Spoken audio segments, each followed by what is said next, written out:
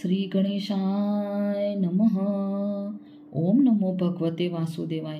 राजा पुरुयशा को भगवान का दर्शन, उनके द्वारा भगवत स्तुति और भगवान के वरदान से राजा की सायुज्य मुक्ति।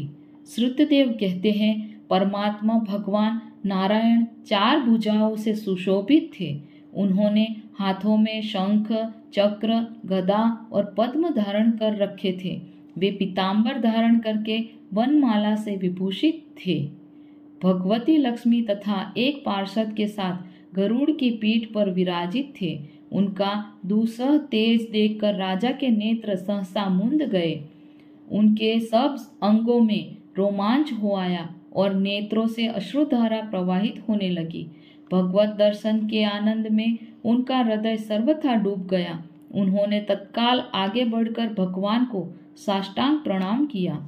फिर प्रेम विह्वल नेत्रों से विश्वात्मा देव जगदीश्वर श्री हरि को बहुत देर तक निहार कर उनके चरण धोए और उस जल को अपने मस्तक पर धारण किया।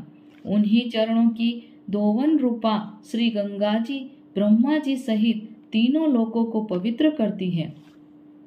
तत्पश्चात राजा ने महान वैभव से बहुमूल्य वस्त्र आभूषण और चंदन से हार, धूप, दीप तथा अमृत के समान नैवेद्य के निवेदन आदि से एवं अपने तन, मन, धन और आत्मा का समर्पण करके अद्वितीय पुराण पुरुष भगवान श्री विष्णु का पूजन किया। पूजा के बाद इस प्रकार स्तुति की, जो निर्गुण, निरंजन एवं प्रजापतियों के भी अधीश्वर है। ब्रह्मा आदि संपूर्ण देवता जिनकी वंदना करते रहते हैं, उन परम पुरुष भगवान श्री हरि को मैं प्रणाम करता हूँ। शरणागतों की पाप राशि का नाश करने वाले आपके चरणारविंदों को परिपक्व योग वाले योगियों ने जो अपने हृदय में धारण किया है, यह उनके लिए बड़े सौभाग्य की बात है।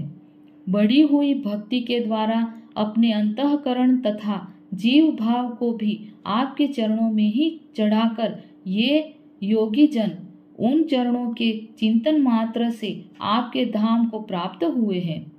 विचित्र कर्म करने वाले आप स्वतंत्र परमेश्वर को नमस्कार है। साधु पुरुषों पर अनुग्रह करने वाले आप परमात्मा को प्रणाम है। प्रभु, आपकी माया से मोहित होकर मैं स्त्री और धन रूपी विषयों में ही भटकता रहता हूँ। अनर्थ में ही मेरी अर्थ दृष्टि हो गई थी। विश्वमूर्ते, जब जीव पर आप अनंत शक्ति परमेश्वर की कृपा होती है, तभी उसे महापुरुषों का संग प्राप्त होता है, जिससे यह संसार समुद्र गोपद के समान हो जाता है।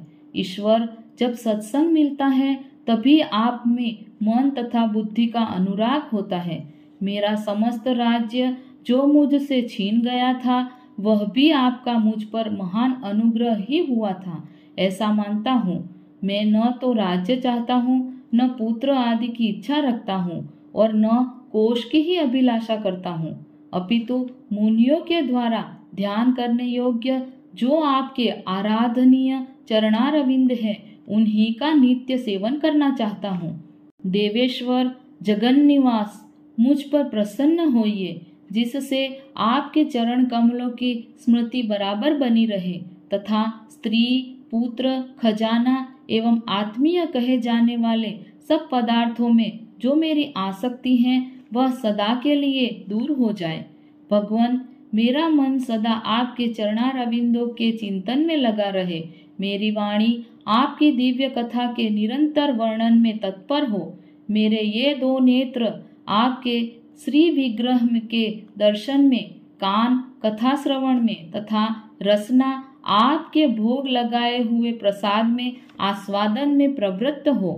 प्रभो, मेरी नासिका आपके चरण कमलों की तथा आपके भक्त जनों के गंध विलेपन आदि की सुगंध लेने में, दोनों हाथ आपके मंदिर में झाड़ू देने आदि की सेवा में, दोनों पैर आपके तीर्थ और कथा स्थान की यात्रा करने में तथा मस्तक निरंतर आपको प्रणाम करने में संलग्न रहे। मेरी कामना आपकी उत्तम कथा में और बुद्धि अहर्निश आपका चिंतन करने में तत्पर हो। मेरे घर पर पधारे हुए मुनियों द्वारा आपकी उत्तम कथा का वर्णन तथा आपकी महिमा का गान होता रहे और इसी में मेरे दिन बीते। विष्णु, एक क्षण तथा आधे पल के लिए भी ऐसा प्रसंग न उपस्थित हो जो आपकी चर्चा से रहित हो। प्रभु, मैं परमेष्ठी ब्रह्मा का पद, भूतल का चक्रवर्ती राज्य और मोक्ष भी नहीं चाहता, केवल आपके चरणों की निरंतर सेवा चाहता हूँ, जिसके लिए लक्ष्मी जी तथा ब्रह्मा, शंकर आदि देवता भी सदा प्रार्थना किया करते हैं।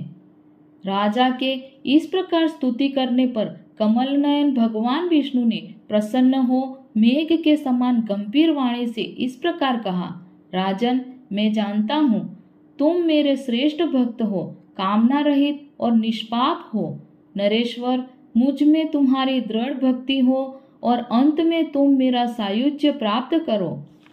तुम्हारे द्वारा किए हुए इस स्तोत्र से इस पृथ्वी पर जो लोग स्तुति करेंगे उनके ऊपर संतुष्ट हो मैं उन्हें भोग और मोक्ष प्रदान करूंगा। यह अक्षय तृतीया पृथ्वी पर प्रसिद्ध होगी, जिसमें भोग और मोक्ष प्रदान करने वाला मैं तुम्हारे ऊपर प्रसन्न हुआ।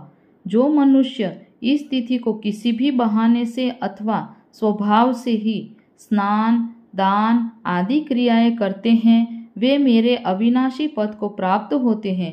जो मनुष्य पितरों के उद्देश्य से अक्षय तृतीया को श्राद्ध करते हैं, उनका किया हुआ वह श्राद्ध अक्षय होता है। इस तिथि में थोड़ा सा भी जो पुण्य किया जाता है उसका फल अक्षय होता है। नृप श्रेष्ठ, जो कुटुंबी ब्राह्मण को गाय दान करता है, उसके हाथ में सब संपत्तियों की वर्षा करने वाली भुक्ति और मुक्ति भी आ जाती है। जो वैशाख मास में मेरा प्रिय करने वाले धर्मों का अनुष्ठान करता है, उसके जन्म, मृत्यु, जरा, भय और पाप को मैं हर लेता हूँ। अनग, यह वैशाख मास मेरे चरण चिंतन की ही भांति ऐसे सहस्त्रों पापों को हर लेता है जिनके लिए शास्त्रों में कोई प्रायश्चित नहीं मिलता है। राजा को यह वरदान देकर देवादिदेव भगवान जनार्दन सबके देखते देखते ही वहां अंतर्ध्यान हो गए। तदनंतर राजा पुरुयशा सदा भगवान में ही मन लगाए हुए उन्हीं की सेवा में तत्पर रहकर इस पृथ्वी का पालन करने लगे। देव दुर्लभ समस्त मनोरथों का उपभोग करके अंत में उन्होंने चक्रधारी भगवान विष्णु का सायुज्य प्राप्त कर लिया। जो इस उत्तम उपाख्यान को सुनते और सुनाते हैं वे सब पापों से मुक्त हो भगवान विष्णु के परम पद को प्राप्त होते हैं। ओम नमो भगवते वासुदेवाय।